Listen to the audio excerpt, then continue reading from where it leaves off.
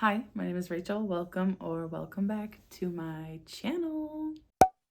Today's video is going to be my TBR for the month of April, and it is the most wonderful time of the year, and that's Draconathon. So in April this month, there will be a spring Draconathon bingo, and this is a month-long bingo. Last year we had a spring one that I think was a week long, and then the full Draconathon readathon in August. So I'm really excited that we will have a month in April to read dragon books and participate in the bingo. So there are a lot of bingo boards for this readathon. I will link both Jade and Soleil's videos down below. They are the co-creators of the readathon. Make sure you check them out for more information. But essentially, the month of April is going to be Draconic Celestial Bingo. So there are a crap ton of boards for everybody's sun and moon sign combo. So for example, I am a Leo sun and a Taurus moon.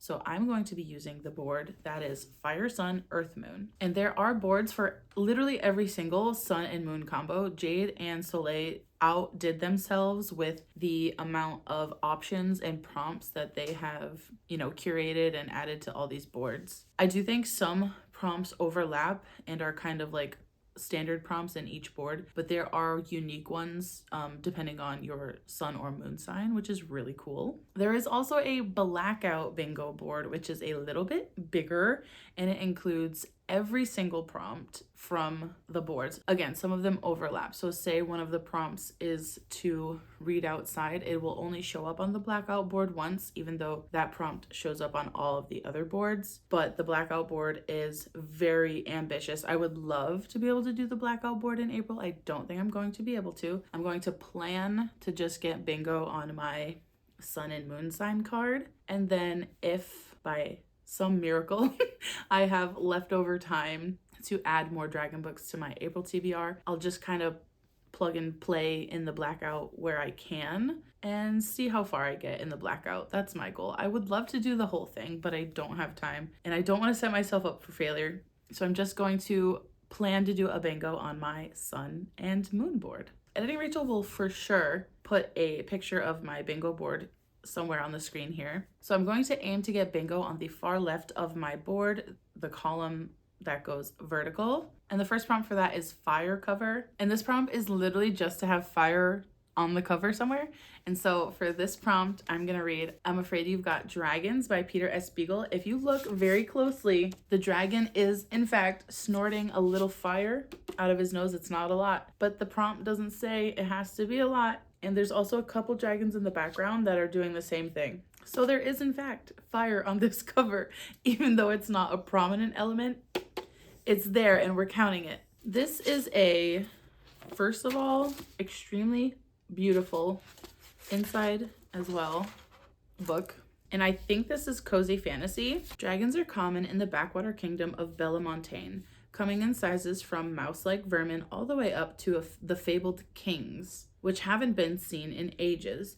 Gaius Aurelius Constantine Heliogabalus Thrax, who would much rather people just called him Robert, has recently inherited his deceased father's job as a dragon exterminator, a career he detests with all his heart. Things turn from bad to worse when Robert is hired by the royal family to disinfest the entire castle, as Princess Cerise is determined to receive Crown Prince Reginald with the shabby chateau looking its best. What happens next is not the fairy tale you may be expecting. I'm so excited. This sounds so cute. I'm also really excited because it is quite short and I have a lot of other things going on in my personal life at the moment. We're getting ready to sell our house and buy a new one halfway across the country. So this being only 275 pages on top of fitting the prompt and being a book that I'm so excited for and being cozy is perfect. Like, this is exactly what I need in April to help me decompress from real life and hopefully have a great time reading it. The next prompt on my bingo row is to tidy my shelves. And obviously there's no specific book for that prompt. However, given the fact that I'm literally getting ready to pack up all my shit and move my house, this is perfect because I'm planning to get all of my knickknacks and like decor off of my shelf as soon as possible, so then I can start getting ready to pack my books. So this is perfect, and it is helping me in real life by being something I already needed to do, and now it will also count for my bingo. The next prompt, which is again self-explanatory, is to read a dragon book by a BIPOC author. And if you don't know, BIPOC stands for Black, Indigenous, Person of Color. So for this prompt, I'm really excited to be picking up Dragon Fruit by Makia Lucier. And Makia is Indigenous, I believe, Pacific Islander or Samoan, and she grew up on the island of Guam. Also, does this book cover not scream like springtime? There are so many beautiful colors, flowers, there are seagulls, there's some trees and grass down here. Like, it is just speaking to me for the season of spring.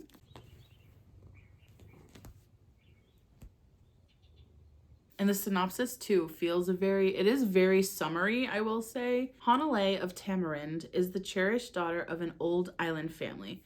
But when her father steals a sea dragon egg, meant for an ailing princess, she is forced into a life of exile. In the years that follow, Hanalei finds solace in studying the majestic sea dragons that roam the Nomi Nomi Sea, until one day an encounter with a female dragon offers her what she desires most, a chance to return home and to right a terrible wrong. Samati Amahenale, or Sam, is the last remaining prince of Tamarind, but he can never inherit the throne, for Tamarind is a matriarchal society. With his mother ill and his grandmother nearing the end of her reign, Sam is left with two choices: to marry or to find a cure for the sickness that has plagued his mother for 10 long years. When a childhood companion returns from exile, she brings with her something he has not felt in a very long time: hope.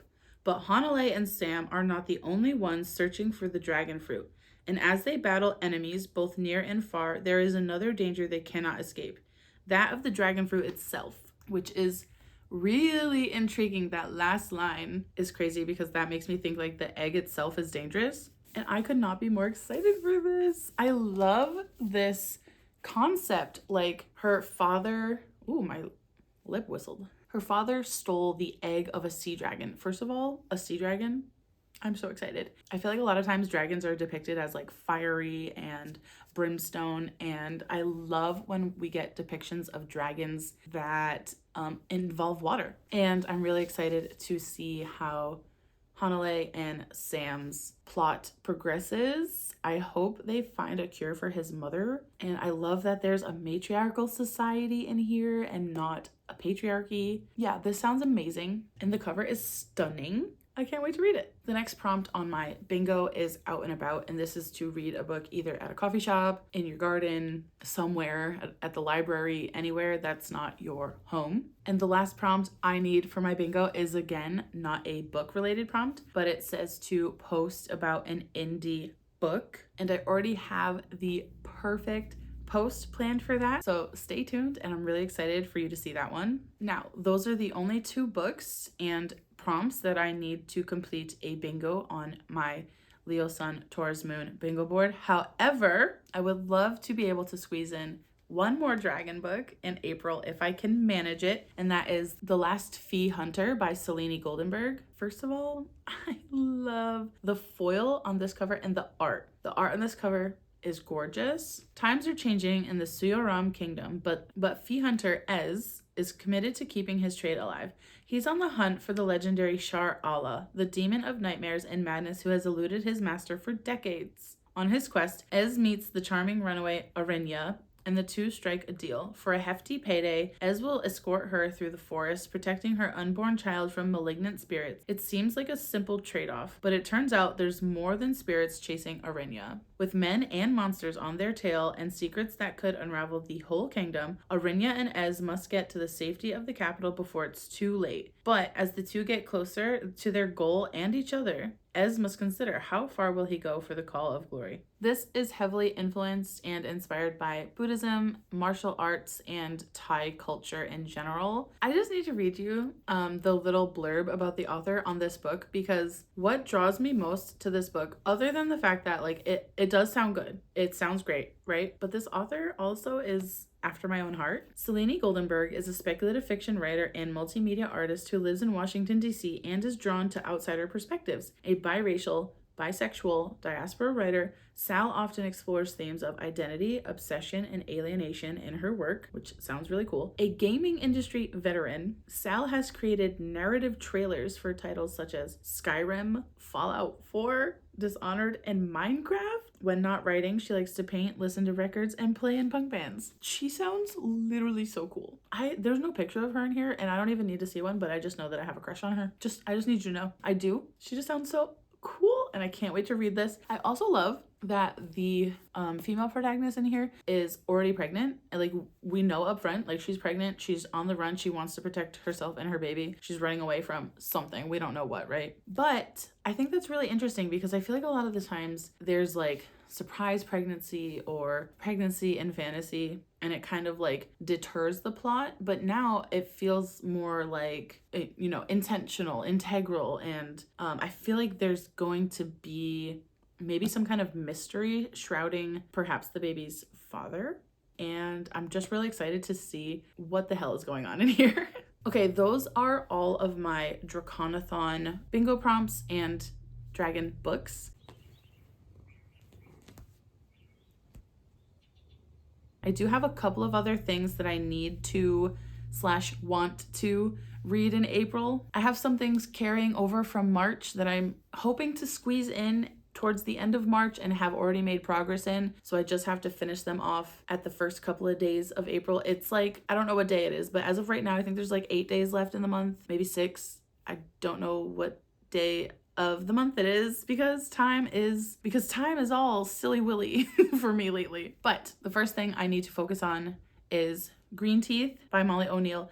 This is the story of a lake monster named Jenny, who the locals know as Green Teeth. She's like this scary entity to them, I think. And she eats people who fall in her lake. She kills them. She's like, oh, you're drowning? Cool. What a great snack for me. But one day, a woman named, I believe it's Prudence or Constance, I'll have it somewhere here on the screen, I can't remember off the top of my head, and I'm not looking at the synopsis, but a woman falls into her lake, and for some reason Jenny is like, you know, I think I'm gonna save her instead of eat her. And then they kind of become friends and go on a quest, I think, together. I believe that the local townspeople threw this woman into the lake because they thought she was a witch. I don't know if she actually is a witch, and I don't know what other aspects to the plot there are other than Jenny and this girl become friends and go on an adventure.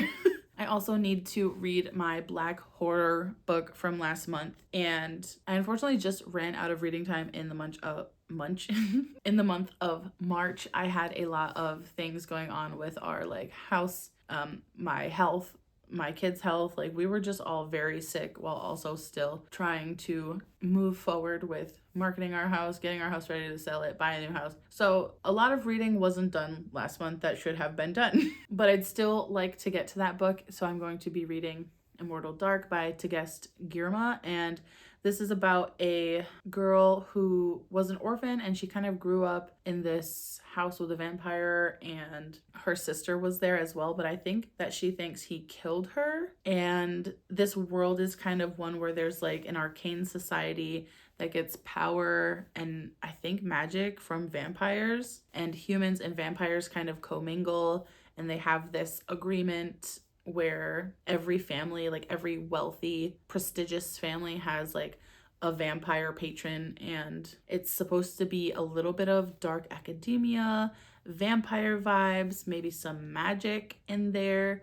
I'm really excited for it. I just talked about it in my TBR last month, so I'm not going to say too much, but I had a lot of people reach out to me after that and say that they liked it, and that's really good news, because before that I hadn't heard anyone say much about it at all, so I'm definitely still interested and going to read that. I'm also still reading Wind and Truth.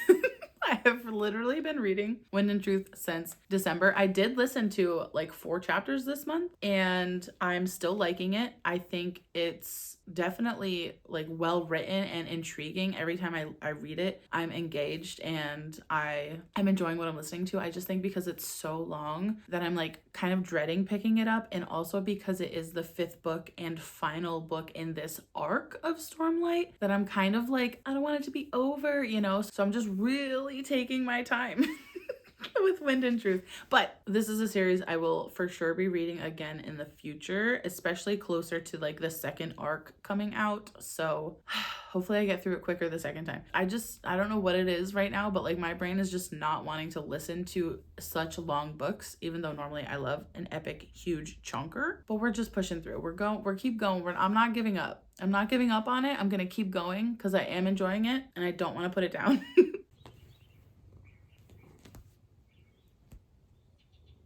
Okay, so those are the 3 books I'm carrying over from my March TBR, and the last 2 things I'm going to talk about are my April Black Horror Reading Challenge book, which is I Feed Her to the Beast, and the Beast is Me by Jamison Shea, and this is about a Black girl named, I believe it's pronounced Lori, and she is in the ballet in Paris, and it is a very cutthroat ballet, and she will do anything to prove that she belongs there. I believe that she goes into the Paris catacombs, some kind of demon god thing in the catacombs, and makes a deal with them and gets some kind of power, and then goes back to the ballet and uses that power for like her own personal gain to like get ahead in the ballet. And I heard that it's like a villain origin story, so I think I'm going to love this because I think the protagonist is really going to be like an anti-hero. I don't even think she's morally gray. I think she's just going to turn into a villain.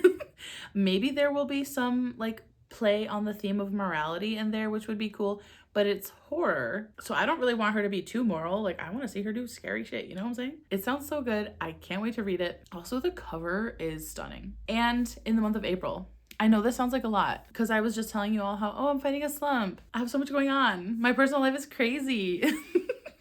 It is crazy. And you're right, this is a lot of reading. But in the month of April, I am going to attempt to buddy read with my friends Danny and Jordan from college. Danny's my BFF, and Jordan, I love her so much. I haven't chatted to her in so long, but recently we got in contact again and became friends again over our love of books. So with Danny and Jordan, I'm going to attempt to buddy read Throne of Glass. I've already read this. I read it years ago. I'm going to hopefully read it again. I actually do really like this series. I think this is better than ACOTAR. Sorry to all you SJM ACOTAR girlies out there, but Throne of Glass might be better. But yeah, I've already read it, so I think it will be quick for me to get through, and well, it's 400 pages. But yeah, it's YA. It should be quick for me. I'm not gonna explain the synopsis of this to you because I feel like everybody knows and I don't really want to talk about it that long, but I will read it. Hopefully. We'll see. I could not be more excited for Draconathon. I am so obsessed with the bingo boards. I think they're so fun, and I really think for spring, it's such a nice way to kind of like celebrate the changing of the season. And you know, I feel like a lot of people get into reading slumps in the winter because it's so dreary and cold, and a lot of people get the seasonal saddies in winter. So I really hope that Draconathon helps bring some people out. I've definitely been fighting a slump, and I feel like a renewed invigor? No, that's not right. Renewed vigor. Invigorated.